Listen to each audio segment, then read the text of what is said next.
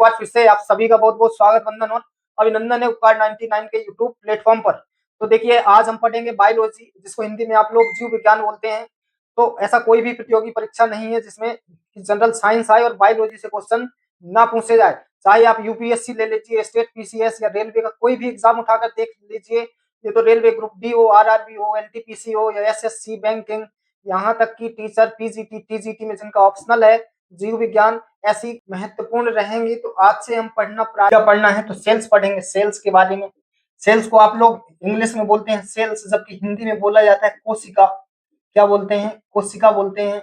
जबकि biological term में बात करें तो इसको साइटो बोला जाता है। साइटो, क्या? साइटो। और साइटो इसको बायोलॉजिकल टर्म में बोलते हैं। तो साइटो का स्टडी क्या कहलाएगा? तो साइटोलॉजी कहलाएगा। एसटी क्या कहा जाएगा? तो साइटोलॉजी। उम्मीद करता हूं इतनी चीजें अभी समझ में आई होंगी। इंग्लिश में सेल्स बोलते हैं और हिंदी में इसको कोशिका, जबकि बायोलॉजिकल टर्म में बोलेंगे साइटो।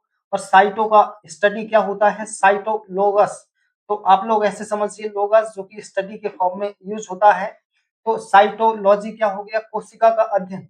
ये बात की चीजें हैं कि संरचनात्मक अध्ययन है या कार्यात्मक अध्ययन है। तो साइटोलॉजी जो होता है ये संरचनात्मक अध्ययन होता है कोशिका का।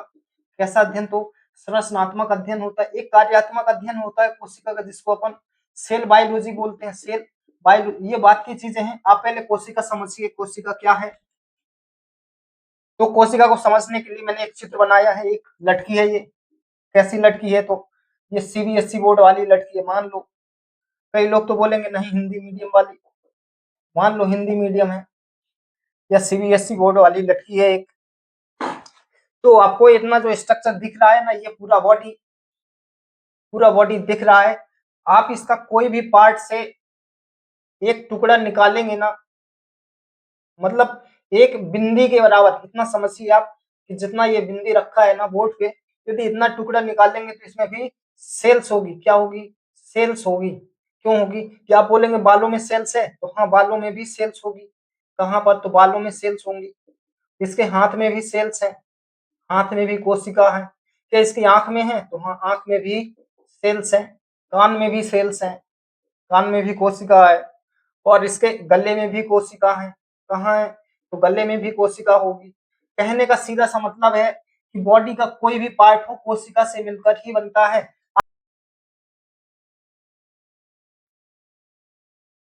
आप इसको इस तरीके भी समझ सकते हैं कि मान लो हमने क्या लिया, आपने ईंट देखा है, ईंट ईंट देखा होगा, सभी ने देखा होगा। अब ईंट किस चीज से मिलकर बनती है? तो कई लोग बोलेंगे बजरी और पत्थर, मिट्टी से। बिल्कुल सही है, बजरी, पत्थर और मिट्टी। ईंट का जो रॉ मटेरियल मटेरियल होगा ना, रॉ मटेरियल, बस वही सेल्स है और कुछ भी नहीं है। ईंट का यदि आप एक इतना छोटा सा बिंदी निकालेंगे, ये भी सेल्स है। समझिए ऐसा। तो मान लो ये ईंट है, ईंट का जो रॉ मटेरियल है, इसको सेल्स बोल सकते हैं। क्या बोलेंगे? सेल्स बोल सकते हैं।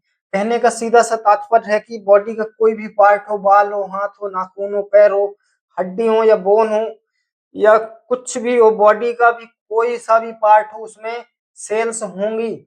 या तो वो जीवित सेल्स होंगी या तो मृत सेल होंगी। बॉडी का प्रत्येक पार्ट सेल से मिलकर बनता है। आप इसको ऐसे समझिए, कोशिका सबसे छोटी संरचनात्मक, क्या है? संरचनात्मक और कार्यात्मक इकाई है। संरचनात्मक और कार्यात्मक इकाई है। सभी ने पढ़ा है, बिल्कुल पढ़ा है। तो ये संरचनात्मक इकाई कैसे है आखिर? हम देखें तो बॉडी का जो पार्ट होता है ना, कोई भी पार्ट हो, मान लो लीवर ले लो, यकृत ले लो, कुछ भी ले लो, अग्नाशय, अमाशय, और या फिर बाहरी ऑर्गन ले लो, हाथ, नाक, कान, गला, कुछ भी ले लो। तो मान लो ये कोशिका है, तो कोशिका, जब बहुत सारी कोशिकाएं आपस में मिलेंगी तो क्या बनाएंगी? ऊतक बनाएंगी। और जब बहुत सारे ऊतक मिलेंगे आपस में तो एक अंग का निर्माण करेंगे। और बहुत सारे अंग मिलके अंग तंत्र बनाएंगे। और जब अंग तंत्र बहुत सारे हो जाएंगे तो एक बॉडी बनेगी। क्या बनेगी? बॉडी बनेगी। तो कोशिका संरचनात्मक इकाई कैसी है, इसको समझें कि बॉडी का कोई भी पार्ट हो कोशिका से मिलकर ही बना होता है। मान लो ये क्या है? बहुत छोटी छोटी कोशिकाएं, जब एक ही तरह की कोशिकाएं आपस में मिलेंगी तो एक ऊतक बनाएंगी। ये क्या है, मान लो ये कोशिका है। अब ऐसी बहुत सारी कोशिकाएं हैं आपस में मिलेंगी तो क्या बनेगा, ऊतक बनेगा।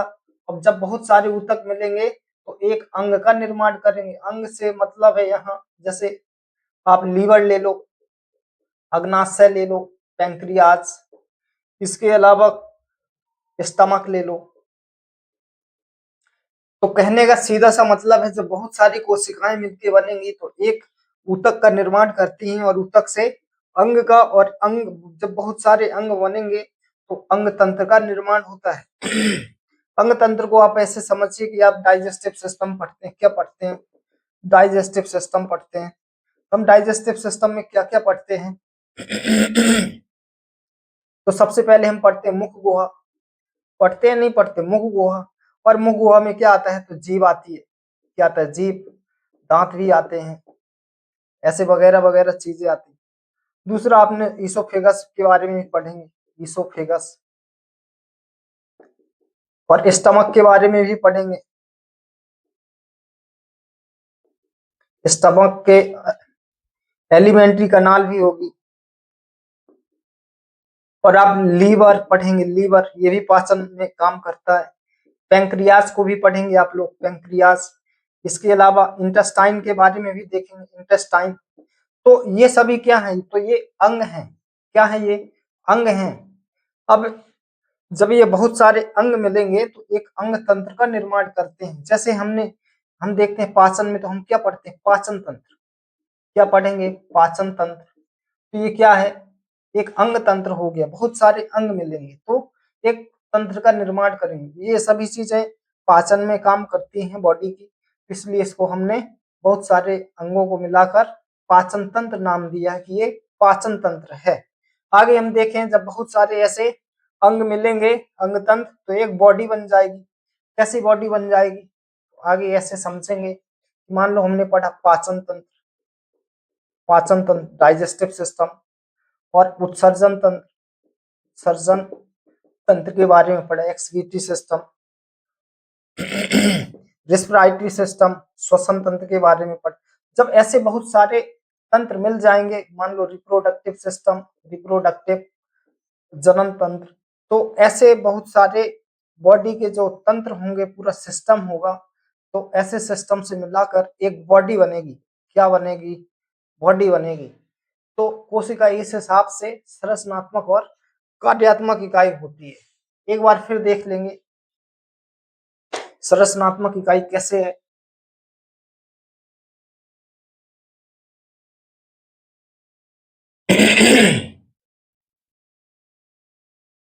फिर देखिए संरचनात्मक इकाई कैसी है। हम जानते हैं बॉडी का कोई भी पार्ट हो पहले कोशिका से मिलकर बनेगा, कोशिका होगी। जब बहुत सारी कोशिकाएं होंगी तो ऊतक बनेंगे। जब बहुत सारे ऊतक मिलेंगे तो एक अंग का निर्माण करेंगे और अंग से एक अंग तंत्र बनेगा। और जब बहुत सारे अंग तंत्र होंगे तो एक बॉडी को बना देंगे। क्या बना देंगे, बॉडी का निर्माण कर लेंगे। तो कहने का तात्पर्य बहुत ही सरल और सिंपल शब्दों में है। मान लो ये आपका कान है, या मान लो ये आंख है, तो इसका जो रॉ मटेरियल होगा वो सेल्स होगी। क्या होगी, सेल्स होगी। यदि सेल्स होगी ही नहीं तो ये चीज बनेगी भी नहीं। इसलिए हमने बोला कि कोशिका बॉडी की सबसे छोटी संरचनात्मक इकाई है।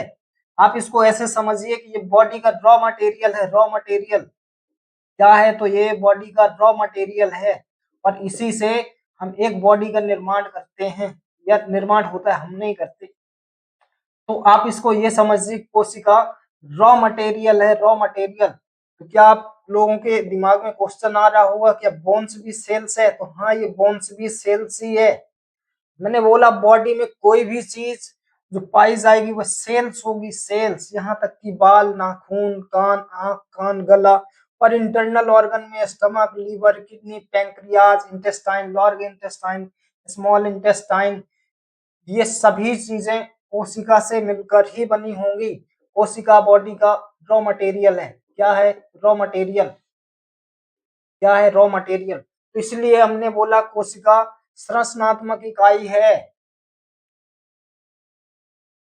जब बहुत सारी सेल्स मिलेंगी तो एक ऊतक बना लेंगी। याद रखेंगे, एक ही तरह की सेल्स आपस में मिलकर एक ऊतक का निर्माण करती हैं, जबकि एक ही तरह के ऊतक अंग का निर्माण करेंगे। आप ऐसा नहीं बोल सकते कि हार्ट की जो सेल्स है, हार्ट की सेल्स है तो यही सेल्स पाई जाएंगी लीवर में, ऐसा नहीं है। एक ही तरह की सेल्स मिलकर ऊतक का निर्माण करेंगी। इतना समझ, उम्मीद करता हूँ समझ में आया होगा। जब बहुत सारे अंग मिलेंगे तो अंग तंत्र, और एक बॉडी का निर्माण कर देंगे अंग तंत्र। आगे बहुत डिटेल में पढ़ेंगे।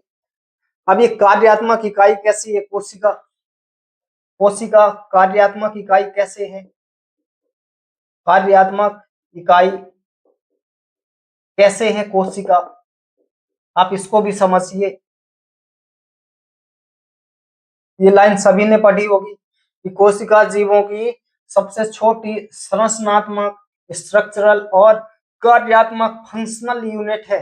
कैसे हमने अभी समझा स्ट्रक्चरल के बारे में, अभी हम देखेंगे कार्यात्मक इकाई कैसे है।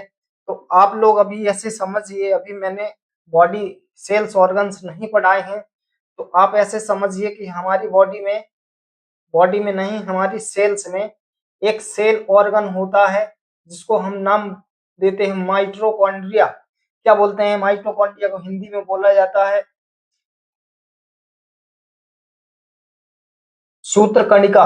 क्या बोलेंगे हिंदी में, माइटोकॉन्ड्रिया को बोलेंगे सूत्रकणिका, और एक नाम है माइटोकॉन्ड्रिया। ये बात की चीजें हैं कि बायोप्लास्ट किसने कहा और फ्लायोप्लास्ट, ये बात की चीजें हैं। हम सेल ऑर्गन जब देखेंगे तो उसमें माइटोकॉन्ड्रिया के बारे में डिटेल से पढ़ेंगे। अभी हम देख रहे हैं कोशिका कैसे कार्यात्मक इकाई है बॉडी की। तो आप इतना समझिए कि कोशिका में एक ऑर्गन पाया जाता है जिसको माइटोकॉन्ड्रिया बोलते हैं। तो इसी माइटोकॉन्ड्रिया में होता है, तो इसी माइटोकॉन्ड्रिया में ऑक्सीजन की उपस्थिति में ग्लूकोज को तोड़ा जाता है C6H12O6, और इससे निकलती है ऊर्जा। बहुत ही संक्षिप्त में समझिए ऐसे, ये कौन सी क्रिया है ये हम आगे जानेंगे क्या है। आप इतना समझिए कि जो भी हम भोजन करते हैं वो ब्लड के जरिए शरीर के सभी भागों में पहुंचता है, और जो हम सांस लेते हैं तो ये ऑक्सीजन भी ब्लड के जरिए हमारे शरीर में सभी जगह पहुंचता है। तो होता है ऑक्सीजन की उपस्थिति में ग्लूकोज का ऑक्सीकरण, ऑक्सीडेशन होता है, और इससे हमें प्राप्त होती है ऊर्जा। और जो ऊर्जा प्राप्त होती है तो हम इसी का प्रयोग हम अपनी दैनिक क्रियाओं में प्रयोग में लाते हैं। इस ऊर्जा को हमें यहीं से ऊर्जा प्राप्त होती है। तो इस हिसाब से कोशिका जीवों की सबसे छोटी कार्यात्मक और संरचनात्मक इकाई होती। आगे हम बात करें कोशिका के बारे में, तो आज का पहला चैप्टर ये प्रारंभिक परिचय से संबंधित रहेगा। तो अब कोशिका के बारे में समझेंगे, कुछ सामान्य जानकारी है।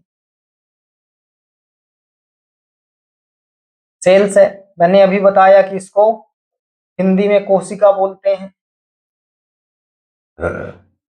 जबकि बायोलॉजिकल टर्म में इसको साइटो बोलते हैं। क्या बोलते हैं? साइटो। और लोगस जो कि स्टडी होता है, तो यदि हम लॉजी जोड़ दें तो ये साइटोलॉजी। तो इंग्लिश में हम सेल्स बोलेंगे, हिंदी में कोशिका, और बायोलॉजिकल टर्म में इसको साइटो बोलते हैं। अब ये कोशिका शब्द का अर्थ होता है क्या? तो एक छोटा कमरा, छोटा कमरा, ये कोशिका का अर्थ है, कोशिका शब्द का। तो कोशिका को पढ़ने से पहले हम दो टर्म के बारे में जानेंगे। एक तो होता है साइटोलॉजी, साइटोलॉजी, और दूसरा होता है सेल बायोलॉजी, सेल बायोलॉजी। तो ये कोशिका का संरचनात्मक अध्ययन है, संरचनात्मक अध्ययन है साइटोलॉजी, जबकि ये क्रियात्मक या कार्यात्मक अध्ययन है कोशिका का। कार्यात्मक अध्ययन है कोशिका का। आगे हम साइटोलॉजी के संबंध में कुछ जानकारी देखें तो इसके जनक हैं रॉबर्ट हुक,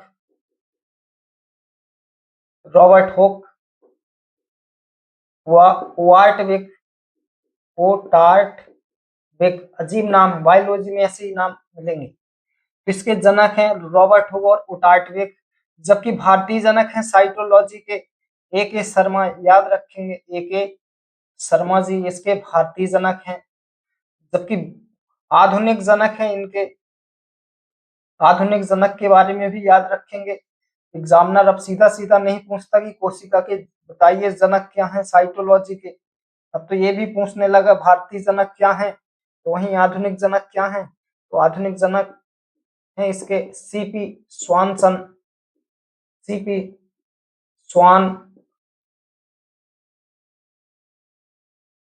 स्वानसन। तो जितनी चीजें या जितनी बातें बता रहा हूं मित्रों, सभी याद रखेंगे और उम्मीद करिए या विश्वास करिए मेरे से अधिक कंटेंट आपको YouTube के किसी भी चैनल में फ्री में उपलब्ध नहीं होगा। याद रखेंगे मेरे जितने भी टॉपिक होंगे सभी के बारे में जानकारी बहुत ही गहन तरीके से मिलेगी, और आप किसी भी चैनल को देख लें तो एक ही टॉपिक की पूरी जानकारी या बहुत डिटेल में कोई नहीं देता। तो हमने देखा साइटोलॉजी संरचनात्मक अध्ययन होता है, इसके जनक है रॉबर्ट हुक और ओटार्टविक, जबकि भारतीय जनक है A.K. शर्मा। लिख लेंगे भारतीय जनक है ये A.K. शर्मा, आधुनिक जनक सीपी स्वानसन है। वहीं हम बात करें कार्यात्मक अध्ययन की तो क्या कहलाएगा, तो सेल बायोलॉजी कोशिका का कार्यात्मक अध्ययन है।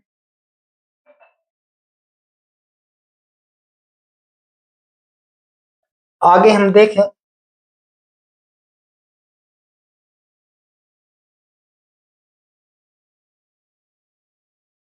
आप एक चीज याद रखेंगे, बायोलॉजी शब्द देने वाला, बायोलॉजी जो शब्द दिया है, शब्द ये किसने दिया है, तो दो वैज्ञानिक थे, एक तो लेमार्क और दूसरा ट्रेविनेरेस करके दो वैज्ञानिक हैं। पूछा जाए बायोलॉजी को बायोलॉजी कहने वाला तो लेमार्क और ट्रेविनेरेस। आगे हम बात करें कोशिका के खोज के संबंध में, तो आप देखिए खोज देखिए कोशिका की, तो एक वैज्ञानिक थे रॉबर्ट हुक, नाम याद रखेंगे रॉबर्ट हुक, जिन्होंने 1665 में खोजा। कब खोजा, याद रखेंगे 1665 में। सूक्ष्मदर्शी की सहायता से, सूक्ष्मदर्शी की सहायता से, कोशिका बहुत छोटी चीज है, साधारण आंखों से दिखाई नहीं देगी, तो सूक्ष्मदर्शी से खोजा। कब खोजा, तो 1665 में। तो किस चीज में खोजा, तो एक पौधा था स्पेनिश ओक, याद रखेंगे स्पेनिश ओक नाम के पौधे में खोजा। और ये दिखती कैसी थी कोशिका भित्ति, तो जब इन्होंने देखा तो ये मधुमक्खी के छत्ते के समान थी, मधुमक्खी के छत्ते के समान दिख रही थी इन्हें कोशिका। तो ये था कोशिका की खोज। तो याद रखेंगे जो रॉबर्ट हुक ने कोशिका खोजा वह मृत कोशिका थी। कैसी थी, तो मृत कोशिका थी। तो बात आती है जीवित कोशिका की खोज किसने की, तो एक वैज्ञानिक थे Antonie Leeuwenhoek, Antonie Leeuwenhoek. Handwriting थोड़ा कमजोर है। एंटोनी ल्यूवेनहॉक नामक वैज्ञानिक थे, इन्होंने